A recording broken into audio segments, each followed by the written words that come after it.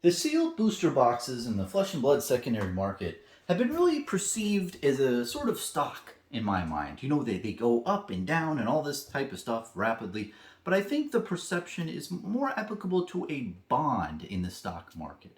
And I think perceiving these booster boxes like bonds is a really good kind of perception to really overlay your expectations of how it's going to perform in the long run versus the short run.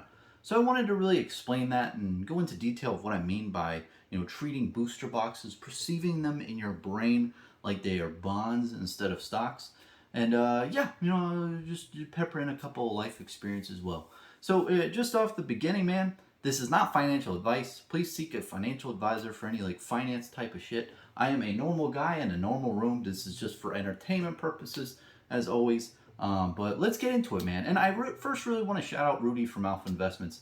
Kind of like piggybacking off of his type of mentality around this from previous videos that he's done in the past. And I just want to talk about it, man, because I don't think people really think that booster boxes, are like bonds. They're like, oh, this is a stock market. This thing goes up like 200% or 300% in the matter of a year and a half, or they're analyzing like that.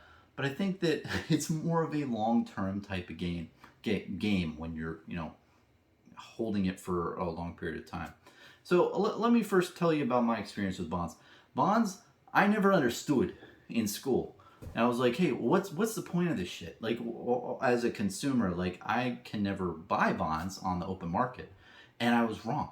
Apparently, later on in life, I found you can buy bonds. And what a bond is let's say Legend Story Studios or any company out there, using LSS as an example.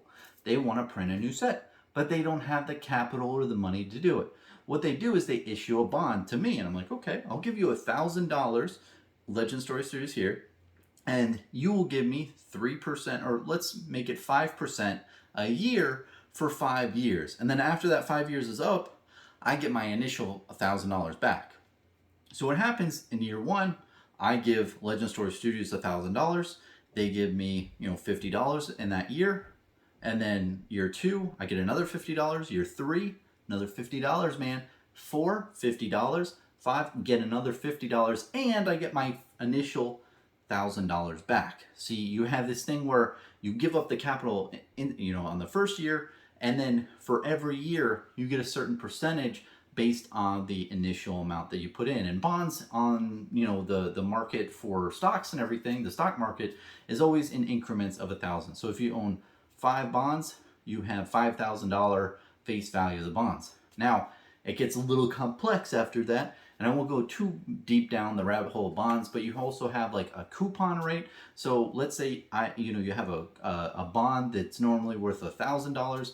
Well, sometimes they discount it for you for like 10% off, and you could buy a $1,000 bond for $900, or sometimes they have the other way around where you have to pay a premium on that bond. So let's say you're investing in something like an Apple or a Google, and they're badasses, and they're like, hey, we're going to be around for a really long time. You're going to have to pay an increased amount to get in on that, the percentage income every month. Sometimes they do that. You buy a bond for $1,050, and it's only a face value of $1,000, but you get a really good coupon rate, or the percentage rate, like 5% a year, 6% a year. So that's kind of the overall of how bonds work. Now, like I said, I didn't think that the normal people could buy bonds, but I was very wrong. I went on Fidelity once, and apparently it's in like this weird section. You have to go under like retirement benefits, and then you see a bunch of pictures of old people, and then you have to click like 3 different areas to find the bond place. But you can buy bonds as a normal person, and it's really cool, man. You can go in and buy them from different companies out there, and you're like, oh, I have $1,000 as a person, here you go, and they give you 3%, 4%, 5%, what have you. One thing I do want to stress though, and this is of course not investment advice, I'm kind of skittish on bonds right now with the inflation rates very, very high and probably getting higher. It's probably not smart because the value of the dollar is going down, and when you get that $1,000 in like 5 or 10 years, it's probably not going to be worth as much as it is now. And more on that in a bit. But anyway, that's my experience with bonds. It's very interesting how it works. Basically, you have a certain time period, right? So from now, 2022, let's say, LSS puts out a new bond from 2022 to 2042, right? A 20-year bond, right? Or let's make it a little easier, 2032, a 10-year bond. Let's think in our mind's eye, right? So let's just pick a random booster box off my shelf. Let's pick a Monarch first edition booster box and say this is a bond. Our bond current value is what? $170 on the open market. We take this and we shove it in our closet for 10 years. At the end of that 10 years, we take it out of our closet. And how much is this $170 booster box today going to be worth in, let's say, 10 years? Thoughts, opinions, questions, comments? What do you think? I'm going to hazard a guess. Let's say in 10 years, assuming that Legend Story Studios stays solvent and they keep producing the best trading card game out there like they have been for the last 3 years. Let's say that this box, I want to be conservative. Let's say $600. Let's say it goes back to the peak. So you bought it at $160. You are selling it at $600. That means you got $440 worth of profit. So you got that in the 10th year. But if you think about it logically, let's say it cost you $40 in shipping and fees and everything. So you made $400 off of $160. You could spread that $400 out 10 years. So you got $40 in year one, $40 in year two, $40 in year three, and so on and so forth. Do you see what I did? So basically, we made $440 in year 10, 2022 to 2032, right? And that's just being extremely conservative. And when you did that, you sold it and you got your money back. You got the initial $160 and you got those interests per year. So all in all, that is really my mindset a lot when thinking about sealed product. And I know the math is a little weird, but long story short, it works the same way as a bond. You give up capital immediately for the bond. This is the bond. I gave up $160. I waited a time period of 10 years, and then I sold the bond to the open market back at a profit.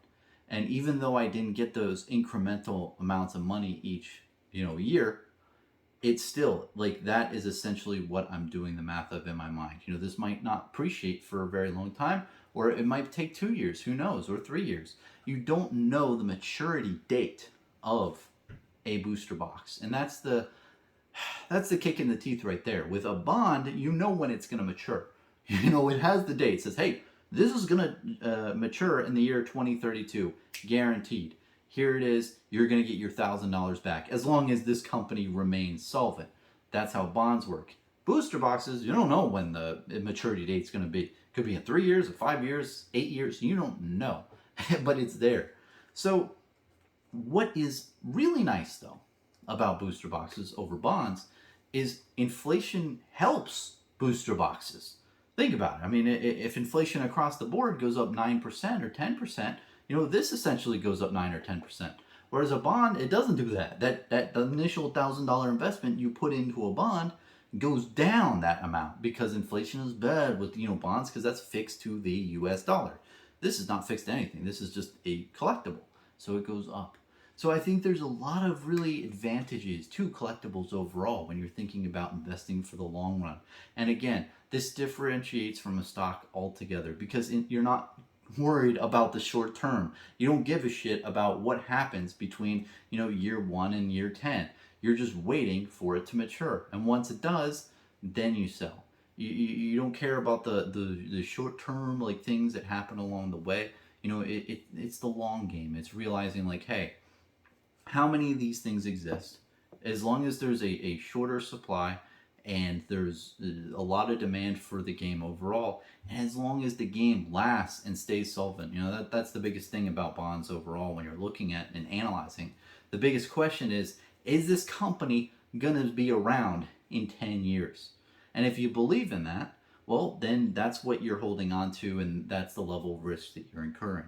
Same thing with a booster box. But honestly, it's even better because booster boxes are better for that. If a company goes, tits up, oh man, they go into like this crazy litigation. Like, let's say I have a bond with, I don't know, some like car wash business, right? And that car wash business goes belly up. They have to go through all this litigation. It takes years. I mean, they haven't even like gone through the whole bankruptcy trial for what is it, the Sarbanes-Oxley people. I forgot what their names are, the ones that just defrauded everyone. Anyway, long story short, that whole process takes probably 2 to 3 years on average, but it takes a long time. And even then, you might own $1,000 bond, but they might say, oh well, there's no money left in this company. You only get like $10 per every $1,000 bond or something.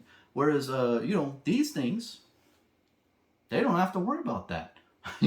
Yes, will it be less desirable to the open market because the game no longer exists as much? Yes, but you're still going to have nostalgic people who still want the product out there overall. I mean, there's so many things on eBay where you see dead TCGs or CCGs, and they have a booster box from them, like World of Warcraft or a bunch of other ones. And you're like, what? And the Illuminati one, I think, is like $700 or something. It's outrageous. It's crazy because they know that those products are scarce. When the booster boxes have aged 15, 20, 25 years, that's a long time for someone to keep a booster box in their closet. So it's going to be really scarce at that point. And of course, the demand's not going to be as high, but you might have like one of like literally, I don't know, 100 or 200 boxes ever remaining in the world. So when you get to that standpoint, it could be pretty rare on that end too. Even though the company went out of business, even though not as many people play the game, it's extremely rare and desirable because of that. So, overall, I've said a lot of hodgepodge things about, doing booster boxes, thinking and perceiving them more like bonds instead of stocks. And I think the market in Flesh and Blood overall, I think is more on the stock market side instead of thinking long term and thinking what's going to happen to the game in the long run. And personally, I'm going to rant a little bit and ramble. I believed in this game for a very long time. I'm drinking the most amount of Kool-Aid. If anyone wants to say that I'm biased, you're right. I'm drinking the most amount of Kool-Aid. I'm not going to debate you on that point. So, when I put my money into stuff that I believe in, and I put it on the side and my closet's full, that's kind of where I'm at, and I'm thinking about the long term. I'm not thinking about the short term. I'm not thinking about, how much money can I make $10 per box in the short run, and make $30, $40 here or there. That's so time consuming, and it's just real bullshit. A little bit extra along the way. You get things like this, get a couple cases here and there of sets you believe in, things that you make money on the buy them low, and then just throw them in the closet and wait until that maturity date.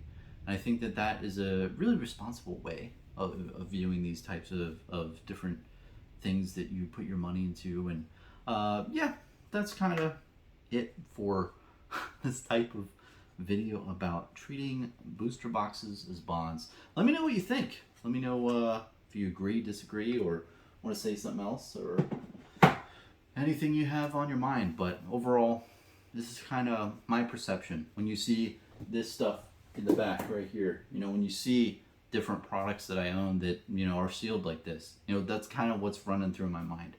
This isn't some sort of like stock. It's a long-term play. It's a bond.